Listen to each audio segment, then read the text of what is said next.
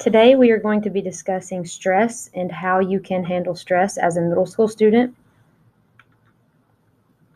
If you would, please go ahead and get out your earbuds or headphones if you have them. If you do not have earbuds or headphones, please make sure that you turn the volume on your Chromebook down so that the people around you are not disturbed.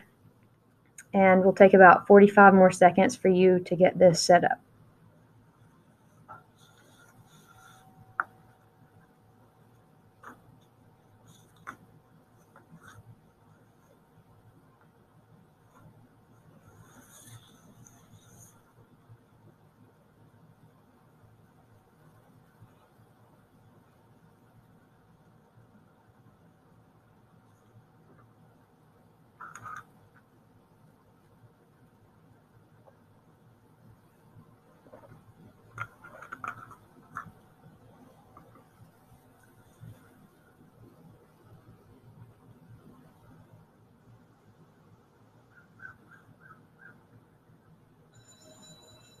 Okay, that should be enough time for everyone.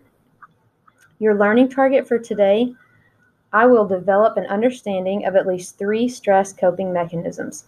So as we go through the presentation today, I would like for you to please take note of at least a mental note of at least 3 things that you could do to cope with stress that you may experience as a middle school student. So what is stress? We all think about all of the events in our life that give us stress, but what exactly is stress and what does it cause our body to do? So stress is a feeling that is created when we react to particular events in our life experiences. Stress is our body's way of rising up to a challenge. It's our way of preparing to meet a tough situation. It enhances our focus and our strength and our stamina. Stress even heightens our alertness in certain situations. There are events that provoke stress, and these are called stressors. These stressors, they cover a whole range of situations. These could be anything from outright physical danger that you may encounter, or it could be something like having to make a class presentation or public speaking, or even taking a whole semester class of your worst subject. All of these things can cause stress, therefore they are called stressors. So the human body, it reacts to stress by activating your nervous system and specific hormones. The hormones that your body releases, these are going to cause all types of physical reactions that you're going to notice, things like sweat and energy. So let's discuss those. So your hypothalamus, it signals your adrenal glands to produce more of the hormones, adrenaline and cortisol, and these are released into your bloodstream. So when the hypothalamus signals the adrenal glands and you get more hormones of adrenaline and cortisol and it goes into the bloodstream, things that you're going to notice is that those hormones, they speed up your heart rate, your breathing rate, your blood pressure, and your metabolism. So then you're going to see that your blood vessels, they open wider and they let more blood flow to your large muscle groups. And this is what puts our muscles on alert. And then your pupils in your eyes, they dilate, and this happens to improve our vision. So when we get stressed out, our pupils actually dilate to give us better vision to help us with the situation around us. Our liver, this releases some of its stored glucose to increase our body's energy. And then our body also produces sweat. And the reason we sweat when we're nervous is that it is meant to cool our body down. So all of these physical reactions that you notice when you're stressed out, they all actually serve a purpose to help us better respond to the stress in our life. So all of those physical changes that we just discussed, they can prepare you to react quickly and more effectively to handle the pressure in the moment. And this is what's known as your body's natural stress response. So when your body's stress response is working properly and working the right way, the body's stress response, it enhances a person's ability to perform well under pressure. But the stress response can also cause problems if it overreacts or if it fails to turn off or if it doesn't reset itself properly. So the human body, it responds to stressors by activating those hormones we talked about earlier. It makes your pupils dilate, it makes you sweat, it causes all of those things, but it also causes something called the fight or flight response. Okay, so a couple of things can happen here. Some people, if you look at the image on the left, if they're in a scary situation, let's say you encounter a bear, all right, some people want to stand their ground and they want to fight, all right. Other people, they get scared or they panic and they want to run away, and this is called flight. So the stress response, which is also called fight or flight response, this is a critical reaction that your body has, and it happens during emergency situations, like the bear incident, or when a driver has to slam on their brakes to avoid an accident. Okay, but it can also actually happen, and the fight or flight response can be activated in a milder form at times when there's really no actual danger, but it could be like if you're stepping up to take a foul shot that could win the game, or getting ready to go to a homecoming dance, or even just sitting down for a final exam. Any of those times that you feel a whole lot of stress, this fight or flight response can actually kick in. So a little bit of this stress can help keep you on your toes. It helps you ready to rise to a challenge. And your nervous system quickly returns to its normal state, and it goes on standby for you so it can respond again when needed. Right? But stress doesn't always happen in response to things that are immediate or that are over quickly. Ongoing or long-term events like coping with a parent's divorce situation, or maybe moving to a new neighborhood because of a parent's job, or having to switch schools, those things certainly can cause stress too. And those are things that we see with middle school students very often that cause a lot of stress. So I wanted to touch on those today. So you can definitely experience too much stress or very serious stress from things that aren't, per se scary, like the bear or a car wreck. It can be these longer term things like divorces or moving. So some long-term stressful situations that can produce a lasting low-level stress, that's hard on people. And your nervous system, the nervous system senses continued pressure, and it may remain slightly activated, and it can continue to pump out extra stress hormones over extended periods of time. So this can actually wear your body out. This can wear out the body's reserves of those hormones, and it can leave you feeling depleted or overwhelmed. It can actually even weaken your immune system, and it can cause other problems. So those stress hormones that we talked about, like cortisol, your body can produce too much of these, and your body's reserve can be depleted. So if you're having a long-term stressful situation, it can definitely cause very negative side effects that we're going to talk about. So what causes stress overload? So although just enough stress can be a good thing, stress overload is a different story. So too much stress is not good for anyone. So for example, if you're feeling a little stressed about a test that's coming up, that can be good because that's going to motivate you to study. But stressing out too much over a test, that can make it harder to concentrate, and then you're not going to absorb the material that you need to learn. And so when you're experiencing stress overload, pressures that are too intense or last too long, or troubles that are shouldered alone, meaning if you're carrying these troubles alone, these can cause people to feel stress overload. So some of the things that can overwhelm your body's ability to cope if they continue for a long time are several things we're about to discuss. So one of those would be being bullied or exposed to violence or injury. So if you're in a situation at school where you're being bullied, or at home where you're seeing violence or being, the victim of violence, these can cause way too much stress for you to deal with alone.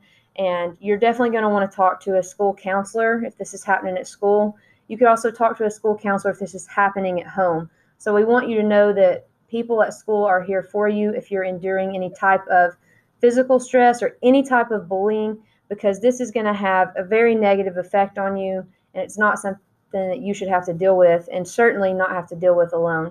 So please see a teacher or a counselor, someone that you feel safe with here at the school, if you are experiencing any stress overload caused by some type of physical violence or injury, or even being bullied. So another thing that can cause stress overload is relationship stress.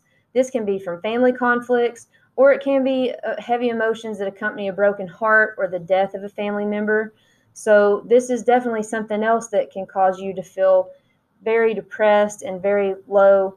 And these are actually normal reactions that happen from stress overload. So this isn't an immediate situation like a car wreck, but it's stress overload from, a broken heart or relationship stress with your mom or your dad or a step parent or a sibling or aunt or uncle. So anything like this that may be going on with you, once again, please reach out to a teacher or a counselor, and they will definitely help you find ways to cope. All right, something else that can cause issues, especially with middle school students, can be schoolwork. All right, so middle school, high school, college, schoolwork causes so much stress on people. So ongoing problems with schoolwork related to a learning disability or other problems like ADHD, this causes way too much stress overload.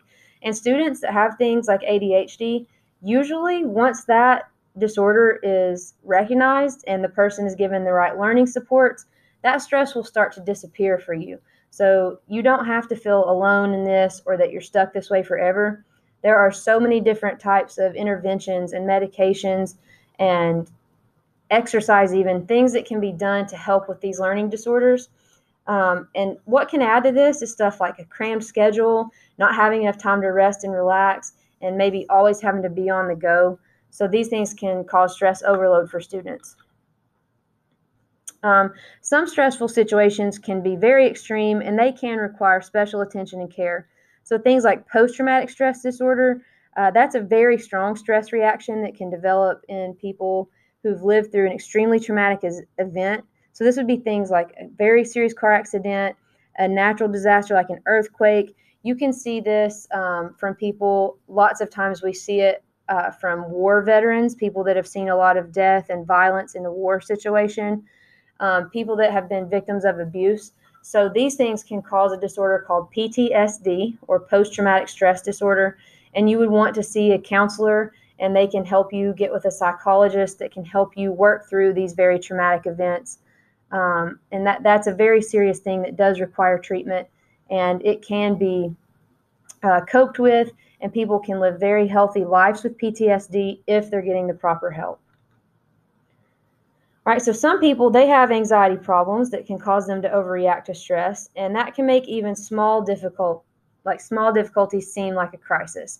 So if a person is frequently feeling tense or upset or worried or stressed, that can be a sign of a disorder called anxiety. Anxiety problems usually need attention, and many people turn to professional counselors for help in overcoming them. So if you feel just an intense amount of anxiety over smaller situations, this may be something you would want to talk to a counselor about so that they could help get you to a professional counselor for some intervention. All right, so what are some signs of stress overload? So a lot of people who are experiencing stress overload, you might notice some of these symptoms. You might notice that you're having anxiety or panic attacks. Your heart rate increases, you feel like your chest is tightening up and you can't breathe. Those would be examples of anxiety and panic attacks and how they manifest themselves. Another would be a feeling of being constantly pressured or hassled or hurried. If you feel a lot of irritability and moodiness, physical symptoms such as stomach problems, headaches, or even chest pain. So not just having, a headache every now and then, but this would be if you're having a lot of headaches or a lot of stomach problems and a lot of trouble breathing pretty frequently because of a lot of stress you're going through. If you're having allergic reactions like eczema or asthma, sometimes these can even be indicators of stress overload. So this doesn't mean that if you have asthma or if you have eczema that you're too stressed out. But what it does mean is that sometimes things like eczema or asthma, they can actually be brought on from too much stress or stress overload. Something else would be a problem sleeping. And people that have substance abuse issues, drinking too much alcohol or smoking cigarettes and tobacco, or overeating, binge eating, or doing other types of narcotics or drugs, these can all be signs of stress overload. And finally, sadness or depression. So a lot of times when people are really stressed out, they do experience a lot of depression or sadness that is more than the usual amount. All right, so what can we do to keep this stress under control? So what can you do to deal with it or to even avoid it in the first place? So the most helpful method of dealing with stress is learning how to manage the stress that comes along with any new challenge, good or bad. So stress management skills work best when we use them regularly, not just when the pressure is on us. Knowing how to de-stress and doing it when things are relatively calm, these can help get us through challenging circumstances that may arise. Right, so here are some things that can help keep stress under control. So for one, take a stand against overscheduling. If you're feeling too stretched thin, consider cutting out an activity or two or opting for just the ones that are most important to you. You know, if you're trying to play 5 sports in middle school and it's just too much going to practice after school every day, maybe cut it down to just 2 sports or even just one. So don't let your life get so hectic that you're not even able to enjoy the one activity that is most important to you. The other thing is be realistic. Don't try to be perfect because certainly no one is. Expecting other people to be perfect can add to your stress level as well, and not to mention that puts a lot of stress on them. So if you need help on something like your schoolwork, be sure to ask for it, and don't put this pressure on other people either, because no one is perfect, and we all need grace and people to be forgiving of our mistakes. So just be realistic and realize that we're all human. So another way to help keep stress under control is to get a good night's sleep. So you hear this all the time, get good sleep, or before you take a test, you hear people say, make sure you're getting enough sleep. But this really is the key to everything. So getting enough sleep, this helps keep your body and mind in tip-top shape, and it makes you better equipped to deal with any negative stressors. So because the biological sleep clock, that shifts during adolescence. Many teenagers prefer staying up later at night and sleeping later in the morning. But then if you stay up late and you still need to get up early for school, you're not going to get all the hours of sleep you need. Or if on the weekends you're staying up till 4 in the morning, but then coming back to school on Monday, you've got to get up at 6, you're not going to get that sleep that your body needs. And you'll notice when you don't get enough rest that you're cranky and you're irritable and you just don't feel good and your brain feels foggy. So I can't stress enough the importance of getting a good night's sleep. Keeping stress under control, another great way to do that is to try and relax. So the body's natural antidote to stress is called the relaxation response. It's your body's opposite reaction of stress, and it creates a sense of well-being and calmness. And the chemical benefits of the relaxation response can be activated simply by relaxing, okay? By simply just stopping, maybe using some mindfulness techniques. There are tons of mindfulness techniques on YouTube, little mini videos you can watch to just slow down, take some deep breaths, maybe do yoga. And these types of relaxation, they can release chemicals in your body that help you to just unwind. Okay, you can also help trigger your relaxation response by learning simple breathing exercises and then using them when you're caught up in a stressful situation. So you can ensure that you stay relaxed by building time into your schedule for activities that are calming and pleasurable. So read a good book or make time for a hobby. Spending time with your pet, that one is huge. You see, we talked about PTSD earlier. Lots of times war veterans and people that have went through very traumatic events, you'll see that they're given a service animal or dogs to help them. So pets can help us relax and help with stress on huge levels. Just take a relaxing bubble bath if that's what you like to do, or maybe it's go for a walk. Maybe it's get a massage if you have the option to do that. They have little chairs in the mall that you can sit at for 10 minutes and get a cheap version of a massage. There's so many things that you can do. Just go out to the park, go look at flowers, at the trees, anything that you can do to help you unwind. This is going to be very beneficial. So another big one that's especially important to me is going to get the appropriate amount of exercise. So treat your body well, treat your body with respect. Experts agree that getting exercise helps people manage stress, but I want to make sure you understand that excessive or compulsive exercise, that can actually cause you stress. So I'm not saying that you're trying to look picture perfect and that you need to set all of these crazy gym goals and how often you need to go to the gym, because that can stress people out thinking about going to the gym every day. But going to just the gym, sometimes, or exercising 3 and 4 days a week, going on walks. It doesn't have to be exercise that you hate, but something that you can enjoy, whether that's yoga or walks or lifting weights or doing a HIIT class or Tabata intervals. There's so many different things, dance classes, playing ultimate frisbee in the park with friends or playing on a sports team. Any of these types of exercise are going to be great for you. So the combination of getting appropriate rest and getting exercise, these two things can be so therapeutic and so healing. So if you're going through a lot of stress in middle school, really think about integrating some exercise if you are not already doing that. And if you need ideas or suggestions on types of activities that you could do at home, please see one of your physical education teachers, and we would be happy to help you. Another thing that's very important is eating well. So you want to eat well to help your body get the right fuel. What you eat, it fuels everything that you do. It helps you function at your best. So when you're stressed out and you're busy, it's easy to eat on the run and to get fast food or junk food and things that are highly processed and packaged. But when we're under stressful conditions, our body needs its vitamins and minerals really more than ever. So some people may even turn to substance abuse as a way to ease tension. And so although things like alcohol and drugs can seem to lift stress temporarily for people, and cigarettes, trying to use nicotine to relieve stress, relying on them to cope with stress, that actually promotes more stress because it wears down your body's ability to bounce back. So doing things like eating leafy greens and vegetables and fresh fruits and whole grains and plant-based foods, these are the things you want to ingest in your body, and not highly processed foods and fried foods, and most certainly not drugs and alcohol and tobacco.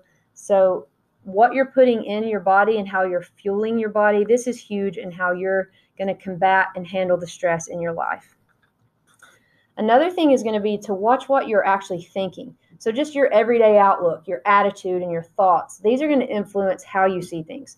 So when you wake up each day, is your cup half empty or is it half full? I'm sure you've heard that analogy before. And just think about that for a second. When you see a cup, do you see it as half empty or do you see it as half full? And each day, the way you think about situations, that's going to impact your stress. So a healthy dose of optimism, that can help you make the best of stressful circumstances. So even if you're out of practice or tend to be a bit of a pessimist or a negative person, everyone can learn to think more optimistically and to reap those benefits. So try just positive thinking. All right, another thing to keep stress under control is to solve your little problems. So learning to solve everyday problems, that can give you a sense of control. But also avoiding your problems, that can leave you feeling like you have hardly anything under control, and that can add to your stress. So what you need to do here is to develop skills to calmly look at a problem, figure out some options, and take some action towards a solution. Feeling capable of solving little problems, that's going to build your inner confidence, and that's going to help you move on to life's bigger ones, and it can serve you well in times of stress. And have you ever noticed that certain people seem to adapt quickly to stressful circumstances in their life and take things with good stride? They seem, just cool under pressure, and they are able to handle problems as they come up.